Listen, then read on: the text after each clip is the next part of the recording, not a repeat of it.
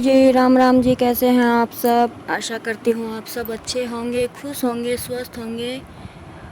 तो जी ये वीडियो है बुधवार का और आज बच्चों की छुट्टी थी। पता नहीं किस चीज़ की जयंती बता रहे थे, मैंने ध्यान से सुना नहीं। तो बस ये फिर क्या था, हमें तो थोड़ा इशारा चाहिए और हम लग जाते हैं फिर अपने नए काम पर। तो आज बच्चों ने जब छुट्टी बताई मैसेज पढ़ के, तो मैं तो झटपट से लग गई अपनी साफ़ सफाई में। एक्स्ट्रा की साफ़ सफाई क्लीनिंग करनी ही है। तो आज मैंने अपने बेडरूम और किंसू के दादा दादी की बेडरूम की सफाई का जिम्मा उठाया है, जो मुझे पूरा करना है। और वैसे काफ़ी टाइम लग गया है इसे पूरा करने में। तो जी पहले तो मैंने यहाँ पे अपने बिस्तरे वगैरह सब धूप में डाल दिए थे बाहर आंगन में, आपको दिखाई दे रहा होगा, गद्दे वगैरह। और बच्चों के कपड़े धोने ही थे, बुधवार को मैं कपड़े धोती हूँ, मशीन लगाती हूँ। लेकिन आज फिर साथ में बड़े कपड़े भी थे, जैसे कि सर्दियों के कम्बल वगैरह किंसू की दादी ने रखे नहीं थे, वो बाहर रखे बस ऐसे ही ख़राब हो रहे थे।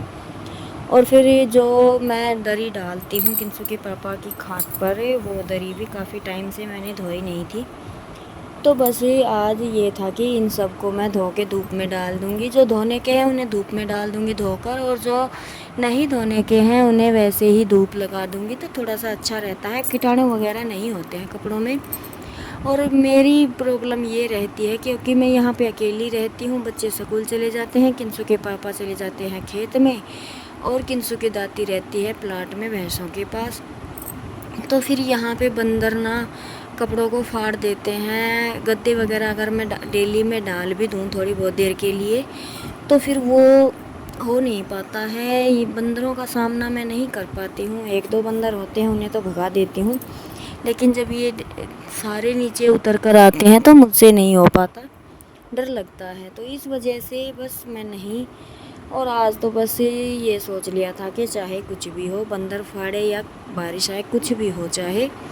वैसे मौसम इतना साफ़ नहीं था, तो मैंने बिस्तरे वगैरह सब डाल दिए थे। तो यहाँ पे डालने का काम कर दिया था मशीन में। वैसे छोटे कपड़े भी लगभग धुल गए थे, दरी को भी मैंने धोकर निचोड़ कर डाल दिया है इन कुर्सियों पर। तब तक मैं चली गई थी प्लाट में ये कम्बल भिगोने के लिए। तो ये मैंने पड़ोस से ना 2 टब हैं बड़े बड़े, ये ले लिए थे, क्योंकि इनमें एक बार में ही ये दोनों धुल जाएंगे। तो इनमें मैंने सर्फ डाल के इनको भिगो दिया था कुछ देर के लिए। और फिर जब तक मैं अंदर कमरे की सफाई करूँगी तब तक इनका मैल है अच्छे से गल जाएगा, फिर मैं इनको निचोड़ दूँगी।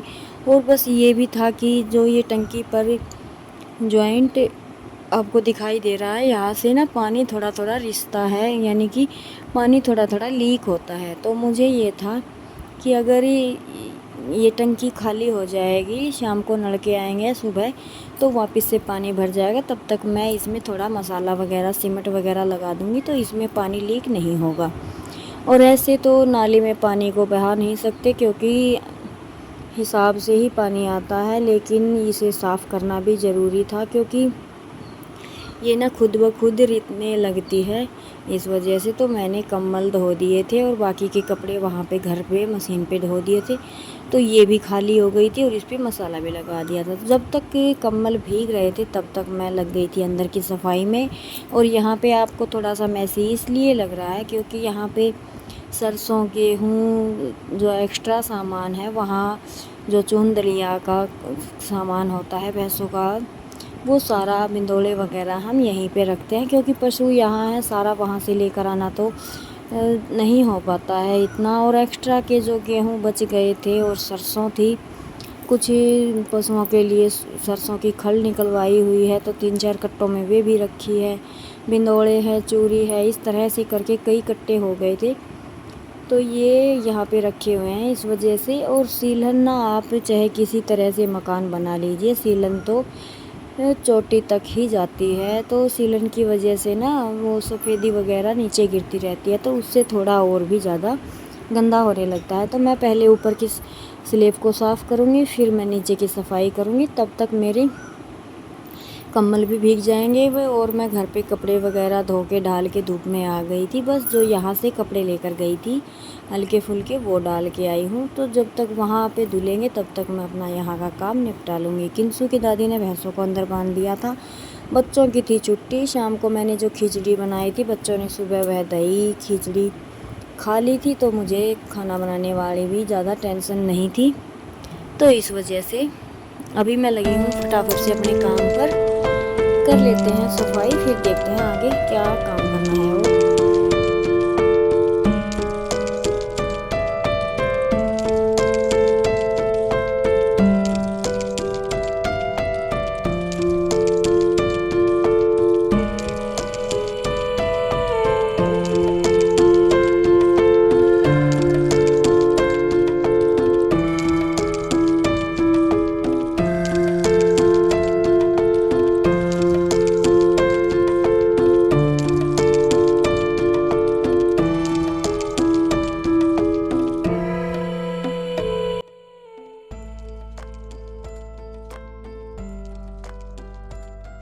और डीप क्लीनिंग का तो आप ये है कि अगर आप डेली में भी करते हैं तो ही थोड़ा बहुत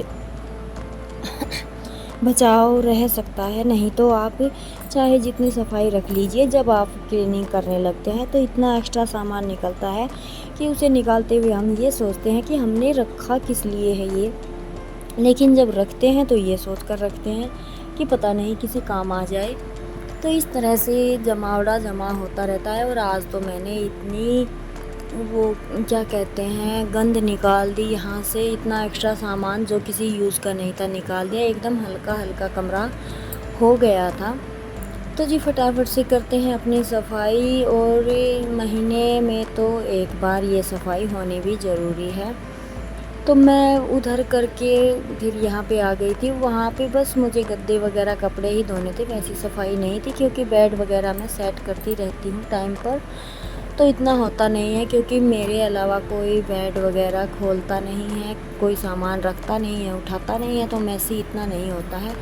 और एक कट्टे को खिसकाने के चक्कर में मैंने दूसरे कट्टे को गिरा दिया और उससे गेहूँ ना नीचे गिर गए, तो थोड़ा काम मेरा बढ़ गया।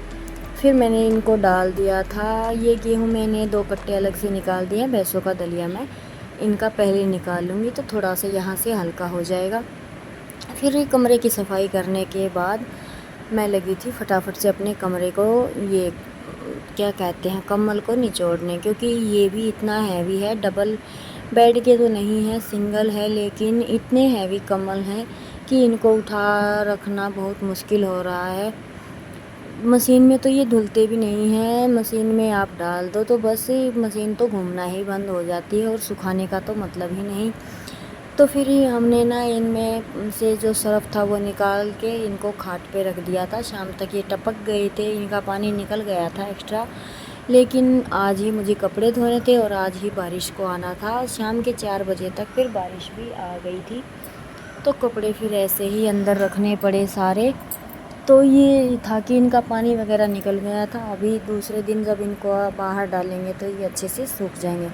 तो मेरी दरी तो लगभग मैंने गेट पर डाल दी थी, सूख ही गई थी, और इनको मैंने डाल दिया था खाट पर, क्योंकि ना तो मेरी इतनी हिम्मत है और ना ही किंसू की दादी की कि इनको उठाकर गेट तक ऊपर ले जाएं। इतने हैवी कम्बल हैं कि इनको उठाया नहीं जाता। तो जी चलिए खाट पर डाल देते हैं। बच्चे चल पड़े हैं घर की तरफ, क्योंकि मेरा यहाँ पे काम फिनिश हो गया है। सफाई कर दी है, कम्बल निचोड़ दिया, टंकी खाली हो गई है। अभी जब मैं थोड़ा सा टाइम लगेगा तभी यहाँ पर आके यहाँ पे मसाला लगा दूँगी इस जॉइंट पे, तो पानी थोड़ा रिसाव कम हो जाएगा। तो जी चलिए सारा काम करने के बाद दिन में थोड़ी देर रेस्ट किया। कपड़े वगैरह सब यहाँ पे तो मेरे सूख गए थे, कम्बल वहाँ पे सूखे नहीं थे। और मौसम ने खा ली है पलटी। यहाँ पे ना बारिश जैसा मौसम हो गया था। फिर ये आई भी थी बारिश, अच्छी खासी आई थी। तो वैसे तो मेरा काम लगभग सारा हो गया था। मैंने यहाँ पे चक्की भी चलाई हुई थी। उसके बाद फिर हमने खाना बनाया, और खाना बनाने के टाइम पे अच्छी खासी बारिश आ रखी थी। तो चलो देर से ही सही, भगवान ने बारिश की तो सही। अभी भी फसल का कुछ नहीं बिगड़ा है, नुकसान ज़्यादा नहीं हुआ है, संभाला होगा। तो जी चलिए रोकते हैं इस वीडियो को यहीं पर, आपसे लेते हैं विदा, मिलते हैं एक और नए व्लॉग।